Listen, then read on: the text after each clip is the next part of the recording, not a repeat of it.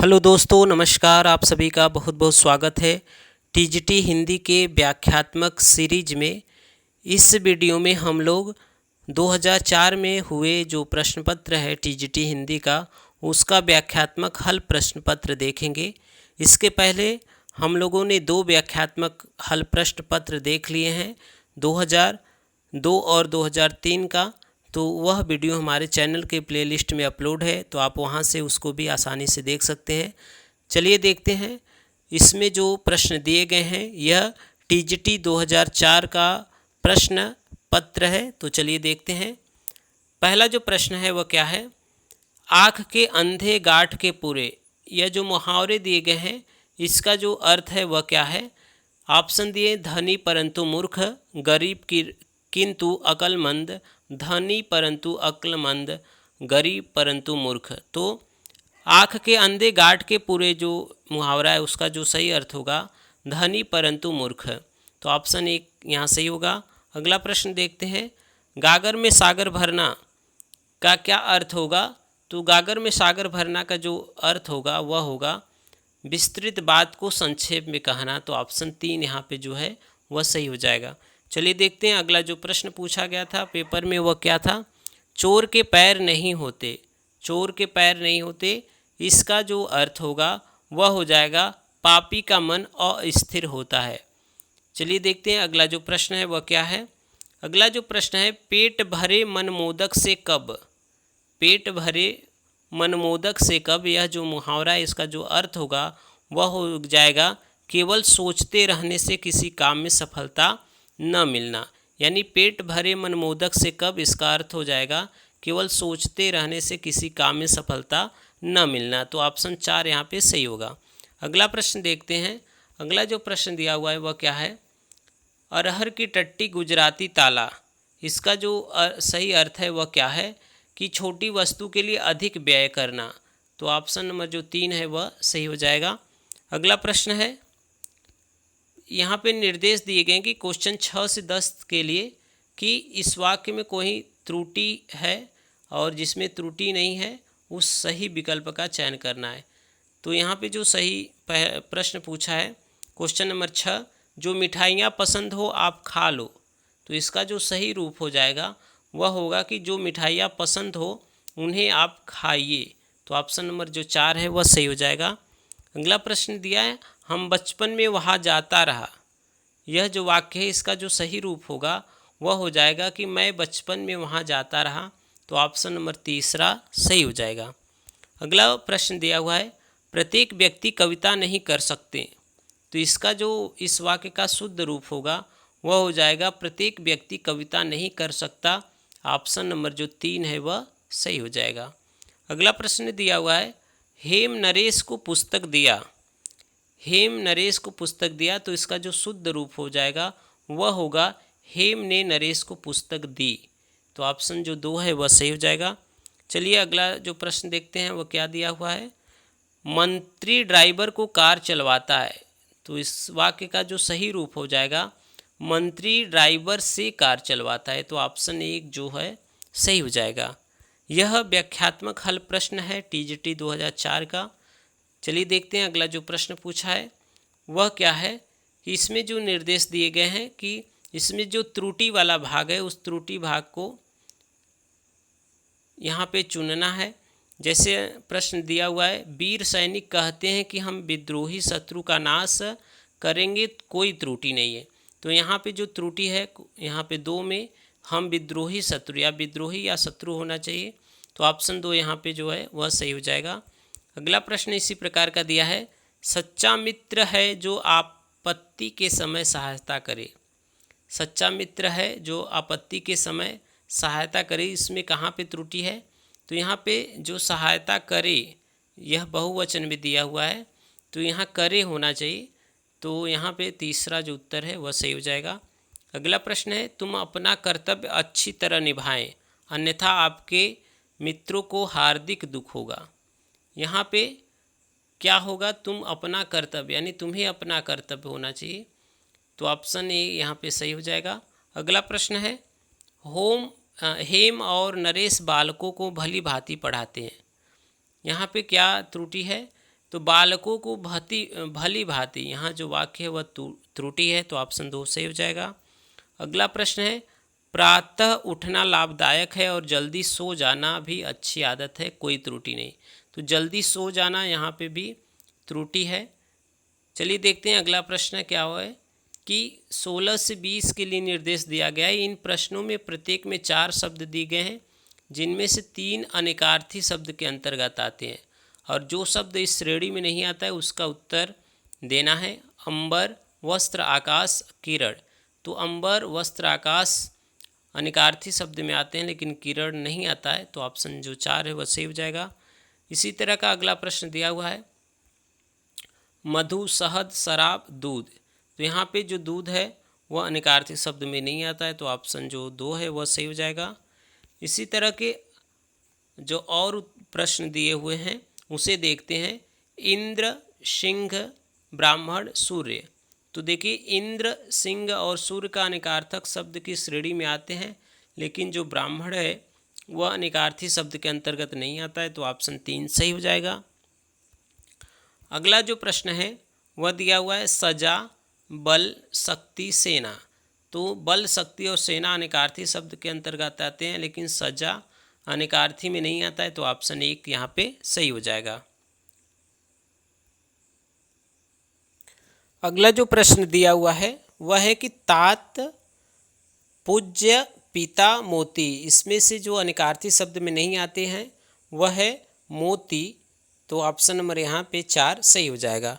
चलिए देखते हैं अगला जो प्रश्न पूछा था वह क्या है कि यहाँ पे जो लोकोक्ति होना चाहिए उसमें कुछ शब्द को रिक्त स्थान दिया है, उस रिक्त स्थान में कौन सा शब्द सही आएगा उसका चयन करना है। घर आया, खालिस्तान भी नहीं निकाला जाता, तो घर आया जो कुत्ता है वो उसको भी नहीं निकाला जाता, तो यहाँ पे ऑप्शन नंबर 2 सही हो जाएगा। अगला प्रश्न दिया हुआ है, धोए जो सौवार तो हो ना सेत। तो क्या होगा, कपड़ा। धोए जो सौवार तो कपड़ा होए ना सेत, तो ऑप्शन 1 यहाँ सही हो जाएगा। अगला जो प्रश्न दिया है, ज्यों ज्यों भीजे कामली त्यों त्यों भारी होए। तो यहाँ पे कमली होना चाहिए, तो ऑप्शन यहाँ पे जो दूसरा है वह सही हो जाएगा। अगला जो प्रश्न दिया है, शेर के मुंह में हाथ डालना। तो शेर के मुंह में हाथ डालना यह मुहावरा होना चाहिए, तो यहाँ पे जो शेर शब्द है ऑप्शन 3 वह सही हो जाएगा। इसी तरह के और जो प्रश्न दिए हैं उसे देखते हैं। अगला प्रश्न दिया हुआ है, दान की बछिया के दांत नहीं देखे जाते हैं। तो दान की बछिया के दांत नहीं देखे जाते, तो यहाँ पे ऑप्शन नंबर जो 4 है वह सही हो जाएगा। अगला प्रश्न दिया है, किस रस का संचारी भाव उग्रता, गर्व, हर्ष होता है। तो यह वीर रस में होता है, तो ऑप्शन नंबर 2 सही हो जाएगा। अगला प्रश्न दिया हुआ है, राग है कि रूप है कि रस है कि जस है कि तन है कि मन है कि प्राण है कि प्यारी है। उपर्युक्त पंक्तियों में रस है, तो इसमें जो रस है वह है अद्भुत रस, तो ऑप्शन नंबर जो तीसरा है वह सही हो जाएगा। अगला प्रश्न देखते हैं, किस रस का संचारी उद्दीपन विभाव बादल की घटाएं, कोयल का बोलना, बसंत ऋतु आदि होते हैं। किस रस का संचारी उद्दीपन विभाव बादल की घटाएं, कोयल का बोलना, बसंत ऋतु आदि होता है, तो यह होता है श्रृंगार रस में, तो ऑप्शन नंबर जो यहाँ पे 1 है वह सही हो जाएगा। अगला प्रश्न दिया हुआ है, सोहत कर नवनीत लिए, घुटकन चलत रेणु तन मंडित, मुखी दधि लेप किए। इस पंक्ति में कौन सा रस है। तो यहाँ पे जो रस है वह हो जाएगा वात्सल्य, तो ऑप्शन नंबर जो 4 है वह सही हो जाएगा। अगला प्रश्न जो दिया है वह क्या है उसे देखते हैं। अगला प्रश्न है, पराधीन जो जन नहीं स्वर्ग नरक ताहेतु, पराधीन जो जन नहीं स्वर्ग नरक ताहेतु। उपर्युक्त पंक्तियों में कौन सा अलंकार है। तो देखिए अनुप्रास का होगा, और इसमें जो होता है लाटा अनुप्रास। लाटा अनुप्रास में 2 पंक्तियां सेम होती हैं, लेकिन अवग्रह करने पर यानी कि अन्वय करने पर उसका अर्थ क्या हो जाता है, बदल जाता है। तो इस प्रकार यह अनुप्रास का यहाँ पे अनुप्रास अलंकार हो जाएगा, तो ऑप्शन 1 जो है वह सही हो जाएगा। अगला प्रश्न दिया हुआ है, जहाँ शब्दों, शब्दांशों या वाक्यांशों की आवृत्ति हो किंतु उनके अर्थ भिन्न हो, वहाँ कौन अलंकार होता है? जहाँ शब्दों, शब्दांशों या वाक्यांशों की आवृत्ति हो किंतु उनके अर्थ भिन्न हो, वहाँ कौन अलंकार होता है? तो यहाँ पे यमक अलंकार होता है। तो ऑप्शन 3 सही हो जाएगा। अगला प्रश्न दिया हुआ है, मुख रूपी चांद पर राहु भी धोखा खा गया। मुख रूपी चांद पर राहु भी धोखा खा गया, इस पंक्ति में कौन सा अलंकार है? तो यहाँ पे रूपक अलंकार है। तो ऑप्शन नंबर जो 4 है वह सही हो जाएगा। अगला प्रश्न देखते हैं, जहाँ किसी वस्तु का लोक सीमा से इतना बढ़ा चढ़ाकर वर्णन किया जाए कि वह असंभव की सीमा तक पहुँच जाए, वहाँ कौन सा अलंकार होता है? तो वहाँ पे जो अलंकार होता है वह अतियुक्ति होता है, कि ऐसा वर्णन किया जाए कि वह लोक सीमा के से भी बहुत आगे हो जाए, तो वहाँ पे अतियुक्ति अलंकार होता है। तो ऑप्शन जो तीसरा है वह सही हो जाएगा। अगला जो प्रश्न दिया हुआ है, मात्रिक अर्ध सम जाति का छंद है। मात्रिक अर्ध सम जाति का छंद क्या है? रोला, चौपाई, दोहा, कुंडलियाँ। तो देखिए दोहा होगा, अर्ध मात्रिक सम है, मात्रिक छंद है। तो ऑप्शन 2 यहाँ पे सही हो जाएगा। चलिए देखते हैं अगला जो प्रश्न है वह क्या होगा। अगला जो प्रश्न दिया है, चौपाई के प्रत्येक चरण में मात्राएं होती है। तो देखिए चौपाई एक सम मात्रिक छंद है, इसके प्रत्येक चरण में 16 मात्राएं होती है। तो ऑप्शन नंबर जो 3 है वह सही हो जाएगा। अगला प्रश्न देखते हैं। अगला जो प्रश्न दिया है, भगवत गीता का संधि विच्छेद है। तो भगवत प्लस गीता, यहाँ पे जो ऑप्शन नंबर 3 है वह सही हो जाएगा। आगे बढ़ते हैं, अगले प्रश्न को देखते हैं। मनोरम का संधि विच्छेद होगा। तो मनोरम का जो संधि विच्छेद हो जाएगा वह मनः धनरम बराबर मनोरम। तो ऑप्शन नंबर जो 4 है वह सही हो जाएगा। यह विसर्ग संधि का उदाहरण है। आगे देखते हैं, अगला जो प्रश्न पूछा गया है परीक्षा में, बड़े बड़ाई ना करे, बड़े न बोले बोल, रहीमन हीरा कब कहे, लाख टके का मोल। रहीम द्वारा लिखित इन पंक्तियों में बड़े शब्द का प्रयोग किस रूप में हुआ है? बड़े बड़ाई ना करे, बड़े न बोले बोल, रहीमन हीरा कब कहे, लाख टके का मोल। इसमें जो बड़े शब्द का प्रयोग हुआ है वह किस रूप में हुआ है? तो वह संज्ञा के रूप में हुआ है। तो ऑप्शन नंबर 2 सही हो जाएगा। अगला प्रश्न दिया हुआ है, यह काम मैं और आप कर लूँगा, पंक्तियों में आप है। मैं, यह काम मैं आप कर लूँगा, इसमें कौन सा जो आप है वह कैसा है? संबंधवाचक सर्वनाम, निजवाचक सर्वनाम, निश्चयवाचक सर्वनाम, पुरुषवाचक सर्वनाम। तो इसमें जो सही रूप होगा वह संबंधवाचक है। तो ऑप्शन नंबर जो 2 है वहाँ पे वह क्या हो जाएगा? सही हो जाएगा। जो निजवाचक सर्वनाम है वह क्या हो जाएगा? सही हो जाएगा। अगला प्रश्न देखते हैं। अगला जो प्रश्न दिया हुआ है वह क्या है, निम्नलिखित में कौन सा स्त्रीलिंग में प्रयुक्त होता है?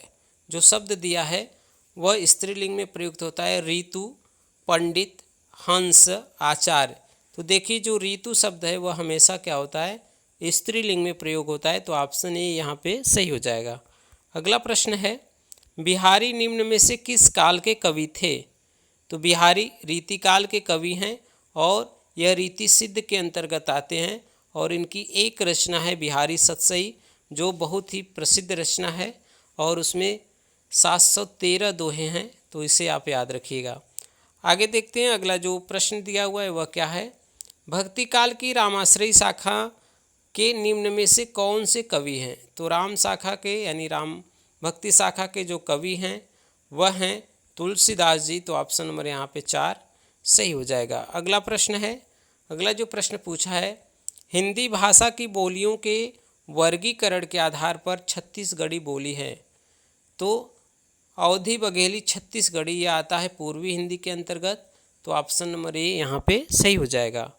आगे बढ़ते हैं, अगला जो प्रश्न है, देखिए इसका विग्रह भी देख लीजिए, व्याख्या भी देख लीजिए।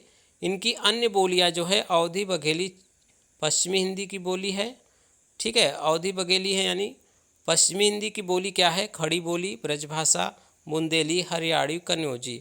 और पहाड़ी हिंदी में गढ़वाली, कुमाऊनी, नेपाली, तथा राजस्थानी हिंदी में मारवाड़ी, जयपुरी, मेवाती, मालवी प्रमुख बोलियां हैं, तो इन सभी को आप ध्यान रखिएगा। आगे देखते हैं, नमक का दरोगा कहानी के लेखक कौन है? तो नमक का दरोगा की कहानी के लेखक मुंशी प्रेमचंद हैं, तो ऑप्शन 2 यहाँ पे सही हो जाएगा। चलिए देखते हैं अगला जो प्रश्न पूछा गया है वह क्या है। देखिए इनका जो व्याख्या है वह भी आप सुन लीजिए। प्रेमचंद की अन्य प्रमुख रचनाएं के बारे में बात करें तो रूठी रानी, सेवा सदन, प्रेमाश्रम, रंगभूमि, कायाकल्प, निर्मला, गबन, कर्मभूमि एवं गोदान इनकी प्रमुख उपन्यास है।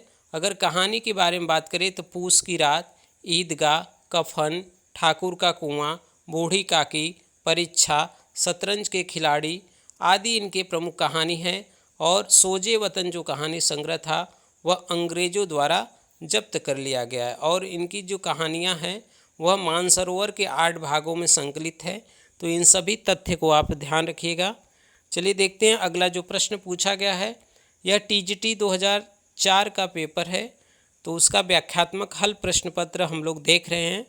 तो इसमें जो अगला प्रश्न है वह क्या है, उपन्यास और कहानी का मूल अंतर क्या है? उसका आकार प्रकार, विषय निरूपण, घटना का चयन, पात्रों की विविधता। तो उपन्यास कहानी का मूल अंतर है उसका निरूपण, तो ऑप्शन नंबर जो 2 है वह सही हो जाएगा। आगे देखते हैं अगला जो प्रश्न है, श्रृंगार रस का स्थायी भाव है। तो श्रृंगार रस का जो स्थायी भाव होता है वह होता है रति, तो ऑप्शन 1 सही हो जाएगा। आगे देखते हैं अगला जो प्रश्न है, प्रेमचंद्र का एक सशक्त उपन्यास गोदान है। तो गोदान एक सामाजिक उपन्यास है, तो ऑप्शन नंबर जो 3 है वह सही हो जाएगा। यह 1936 में प्रकाशित एक महाकाव्यात्मक उपन्यास है जो कृषक जीवन पर आधारित है और यह यथार्थवादी उपन्यास है। तो इन सभी तथ्यों को आप याद रखिएगा। चलिए देखते हैं अगला जो प्रश्न पूछा गया है, सूरदास किस काल के कवि थे? तो सूरदास भक्ति काल के कवि हैं और कृष्ण भक्ति शाखा के प्रमुख कवि हैं।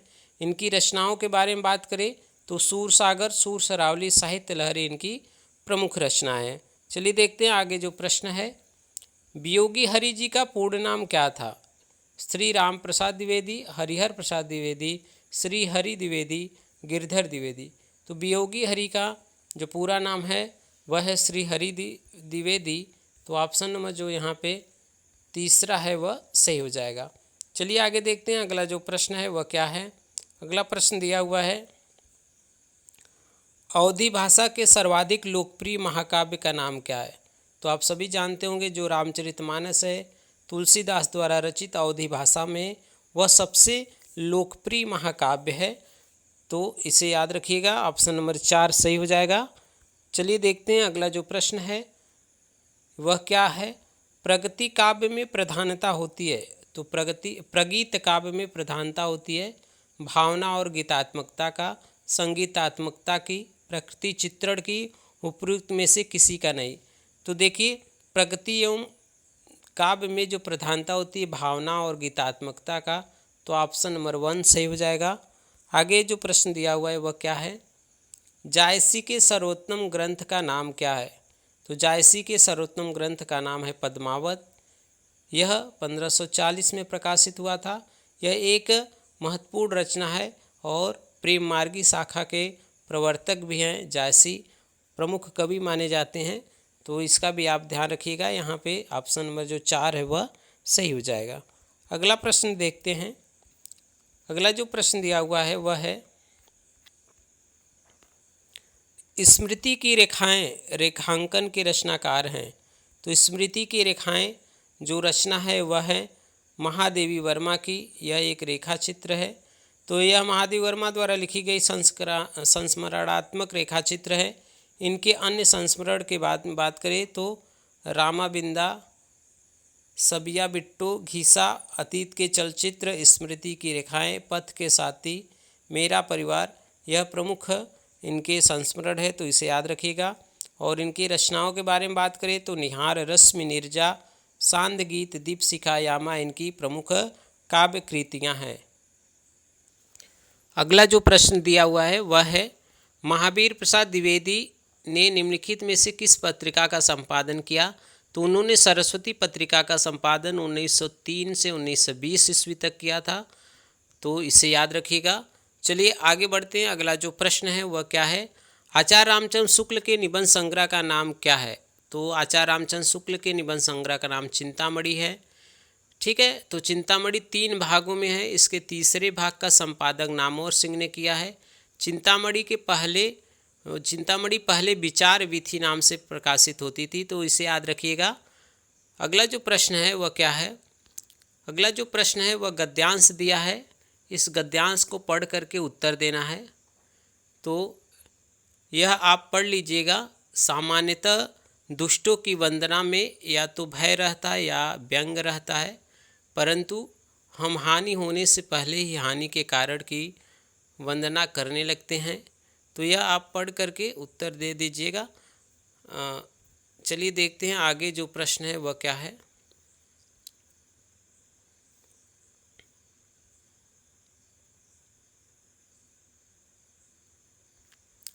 इसमें जो प्रश्न पूछा है वह है, दुष्ट वंदना के पीछे लेखक का उद्देश्य क्या है। तो दुष्ट वंदना के पीछे लेखक का उद्देश्य दुष्टों को धमकी देकर सुलाना है, थपकी देकर सुलाना। तो ऑप्शन 2 सही हो जाएगा। अगला प्रश्न दिया हुआ है, रामचरितमानस एक भक्ति काव्य है, इसमें दुष्ट वंदना का रहस्य क्या है। तो इसमें तुलसी का सभी को राममय देखना। अगला प्रश्न दिया हुआ है, उपर्युक्त गद्यांश का शीर्षक हो सकता है। तो यह क्या हो सकता है, तुलसी की मानवीय दृष्टिकोण। तो ऑप्शन नंबर यहाँ पे जो 3 है वह सही हो जाएगा।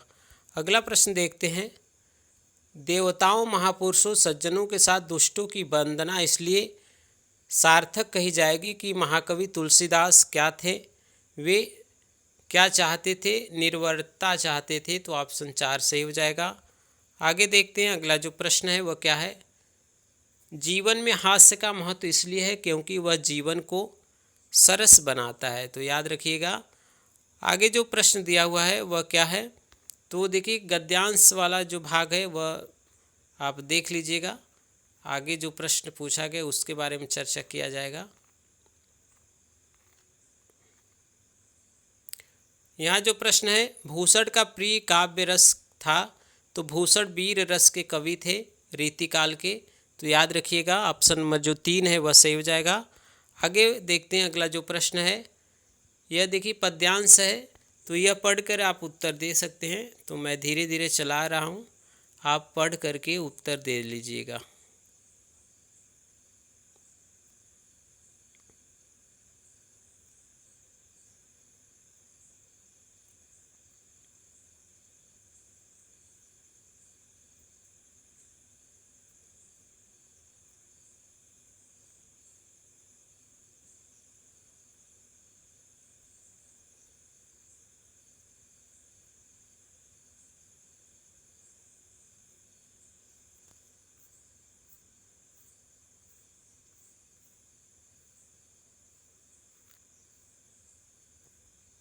यहाँ से प्रश्न देखते हैं कि निम्न प्रश्नों में प्रत्येक में किसी सर्वाधिक उपयुक्त युग्म को चुनिए जो दिए गए शब्द का पर्यायवाची है।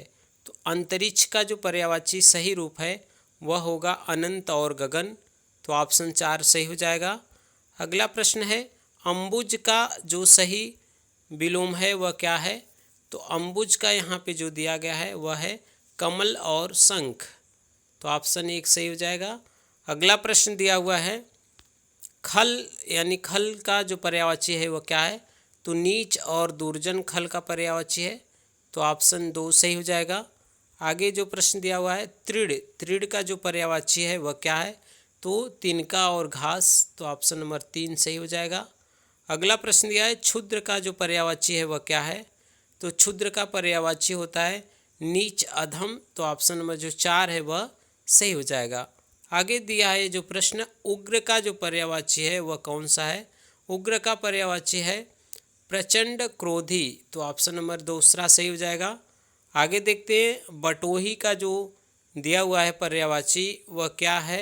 तो बटोही शब्द का है पथिक और राहगीर। तो ऑप्शन नंबर 2 यहाँ 3 सही हो जाएगा। आगे देखते हैं अगला जो प्रश्न है वह क्या है, विरध शब्द का जो पर्यायवाची है वह क्या है। वह है कीर्ति नाम प्रसिद्धि। तो कीर्ति नाम प्रसिद्धि और यश ख्याति, तो ऑप्शन नंबर पहला सही हो जाएगा। आगे प्रश्न दिया वो यातु, यातु का जो पर्यायवाची शब्द है वह क्या है, तो राक्षस और निशाचर यातु का है, तो ऑप्शन नंबर 4 सही हो जाएगा। आगे प्रश्न दिया हुआ है विभु शब्द का जो पर्यायवाची शब्द है वह क्या है, तो विभु का हो जाएगा सर्वव्यापक एवं नित्य, तो ऑप्शन नंबर 1 सही हो जाएगा। आगे बढ़ते हैं, अगला जो प्रश्न दिया है वह क्या दिया गया है। इस वाक्य में इन प्रश्नों में एक वाक्य दिया गया है जिसका एक भाग रेखांकित है, उस भाग का सही अर्थ नीचे दिए गए 4 विकल्पों में से चुनिए। तो पहला दिया है कि दुर्घटना का दृश्य देखकर नीलिमा का कलेजा पसीज गया। तो कलेजा पसीज जाना का अर्थ मतलब दया उत्पन्न हो जाना, तो ऑप्शन 4 सही हो जाएगा। आगे प्रश्न दिया हुआ है मंत्री के आने पर जनता ने उन्हें आँख उठाकर भी नहीं देखा। तो आँख उठाकर भी नहीं देखना का जो अर्थ होगा वह हो जाएगा ध्यान तक न देना, तो ऑप्शन नंबर जो 3 है वह सही हो जाएगा। आगे प्रश्न दिया हुआ है महाराज दशरथ यथा नाम तथा गुण थे। तो यथा नाम तथा गुण का मतलब है जैसा नाम वैसे ही गुण, तो ऑप्शन 2 सही हो जाएगा। आगे जो प्रश्न दिया गया है वह है बार बार नाक रगड़ने पर भी पुलिस ने अशोक को नहीं छोड़ा। तो नाक रगड़ने का मतलब क्या होता है, विनती करना, तो ऑप्शन ए सही हो जाएगा। अगला जो प्रश्न है कोई काम न करके श्रीमती संध्या दिन भर मक्खी मारा करती हैं। तो मक्खी मारना का जो अर्थ होगा वह होगा खाली बैठना, तो ऑप्शन 4 सही हो जाएगा। आगे प्रश्न दिया हुआ है सब्ज बाग दिखाकर निशीथ ने कपिल से 1000 रुपये ठग लिए। तो सब्ज बाग दिखाना इसका मतलब क्या है, झूठा आश्वासन देना, तो ऑप्शन 4 सही हो जाएगा। अगला प्रश्न है एकाएक प्रधानाचार्य को आया देखकर आपस में लड़ रहे विद्यार्थी हक्का बक्का हो गए। तो हक्का बक्का हो जाने का अर्थ है अचरज में पड़ जाना, तो ऑप्शन ए सही हो जाएगा। आगे प्रश्न जो दिया है वह क्या है कि मेरा इतना नुकसान हो गया और तुम्हें अटखेलियाँ सूझ रही है। तो अटखेलियाँ सूझना का मतलब दिल लगी करना यानी हंसी मजाक करना, तो ऑप्शन ए सही हो जाएगा। अगला प्रश्न है किसी अजनबी को देखकर कुत्ते आपस में नहीं रहते भो भो करने लग जाते हैं। तो यहाँ पे भो भो करने मतलब आपे में नहीं रहना मतलब क्रोधित हो जाना, तो यहाँ पे ऑप्शन नंबर जो 3 है वह सही हो जाएगा। आगे जो प्रश्न है विपिन को समझाना बेकार है, वह तो अवधि खोपड़ी का है। तो यहाँ पे ऑप्शन नंबर जो 2 यानी अवधि खोपड़ी का मतलब निपट मूर्ख, तो ऑप्शन 2 सही हो जाएगा। आगे देखते हैं अगला जो प्रश्न है वह क्या है कि यहाँ पे पद्यांश दिए गए हैं, तो यह पद्यांश और गद्यांश वाला भाग छोड़ दे रहे हैं, इसे आप पढ़ करके देख लीजिएगा।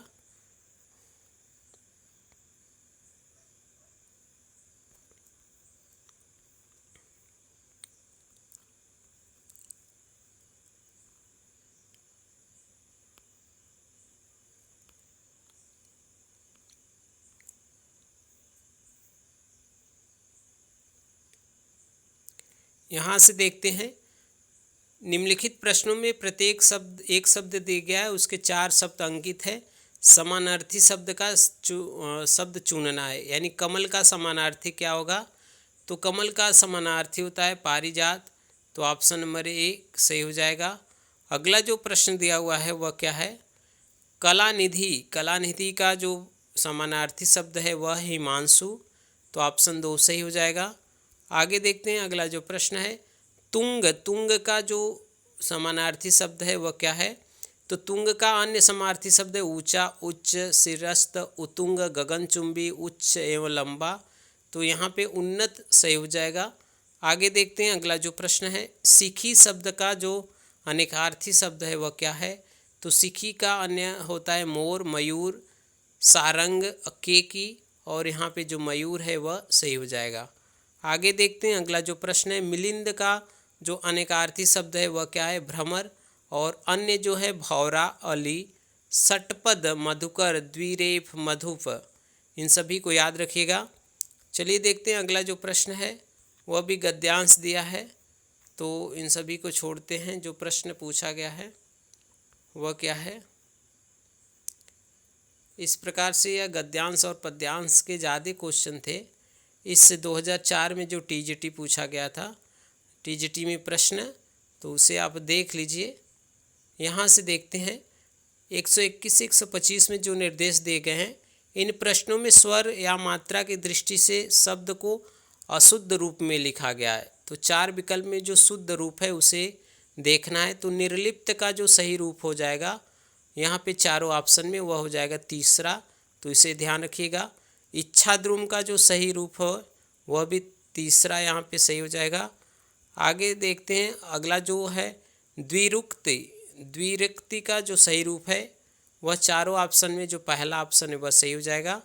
अगला जो प्रश्न है वह विस्मृति का जो सही रूप हो जाता है वह चारों ऑप्शन में चौथा सही हो जाएगा। अगला जो प्रश्न दिया हुआ है जगत प्राण का जो सही रूप हो जाएगा वह जगत प्राण ऑप्शन 4 में सही हो जाएगा। तो यह टीजीटी 2004 का प्रश्न पत्र था, जिसका हल प्रश्न पत्र हम लोग देखें। अगर यह वीडियो अच्छा लगा है तो आप चैनल को लाइक, सब्सक्राइब, शेयर ज़रूर करिएगा। इसके अगले वाले वीडियो में हम अगले जो परीक्षा में प्रश्नों टीजीटी के प्रश्न पत्र हुए थे उसका व्याख्यात्मक हल प्रश्न पत्र लेकर आएंगे। तब तक के लिए आप सभी का बहुत बहुत धन्यवाद।